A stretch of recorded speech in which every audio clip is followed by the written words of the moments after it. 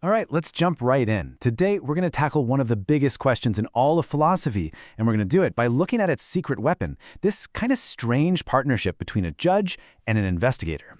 So let me ask you something, and I want you to really think about this for a second. How do you know what you know? I don't just mean what you believe, but what makes you so sure that it's actually true? Yeah, that question right there, how you can be certain about what you know, that's the whole ballgame. It's at the heart of this huge puzzle in philosophy, what you could call the case of justified belief. Because see, it turns out there's this massive difference between just believing something and having a justified reason to believe it. The real mystery isn't what you believe, it's why. And the entire field of philosophy dedicated to this whole thing is called epistemology. Okay, so to get to the bottom of this, we're going to need to step into a kind of courtroom.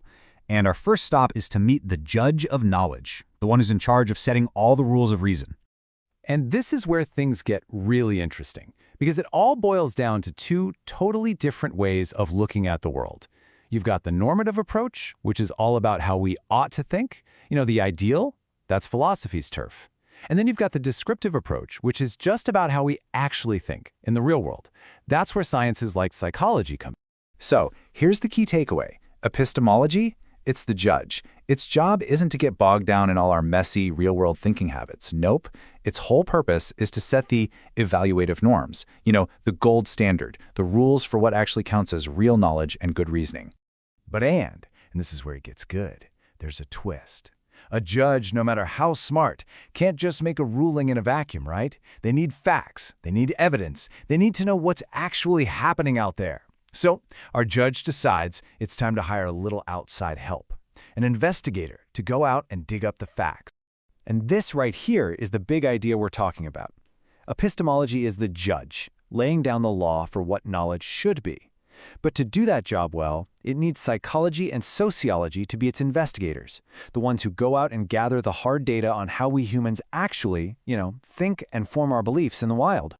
Now this team-up wasn't always a thing. For centuries, philosophy was pretty much an armchair sport, all based on pure reason. But then, in the 20th century, you get these guys like W.V.O. Quine who start pushing for what they called naturalized epistemology. They were basically saying, hey, philosophy needs to get its hands dirty with science. And that whole movement leads us right to today, where experimental epistemology is using actual, real-world data to test these big philosophical ideas. All right, so our investigator's been hired, they've been out in the field, and now they're back. So let's crack open the case file and see what kind of evidence they dug up. And wow, the stuff they find is just fascinating, because it reveals a really crucial truth.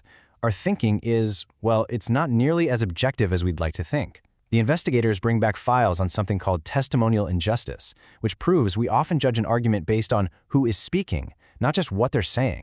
They've got reports on all our built-in cognitive biases, these little mental shortcuts our brains take that just systematically lead us into error. And the evidence shows that our whole idea of knowledge is shaped by everything from the culture we grow up in to our social status. So what's the bottom line here? Philosophy is no longer just stuck in the armchair. By bringing in all this real-world data, it's become this boots-on-the-ground, data-driven investigation into what knowledge itself really is. Okay, now for the main event. We've got the judge's rules, we've got the investigator's facts. It's time to see how they come together to reach the final verdict.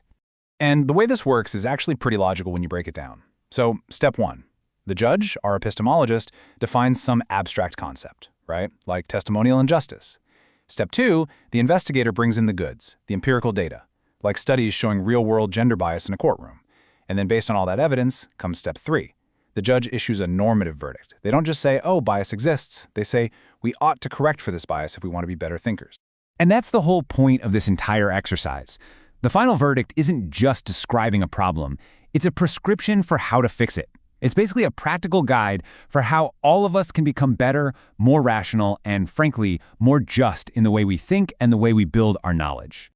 And believe me, this whole method is more relevant today than it has ever been. I mean, how are we supposed to trust what we see online when these hidden algorithms are deciding what pops up in our feeds?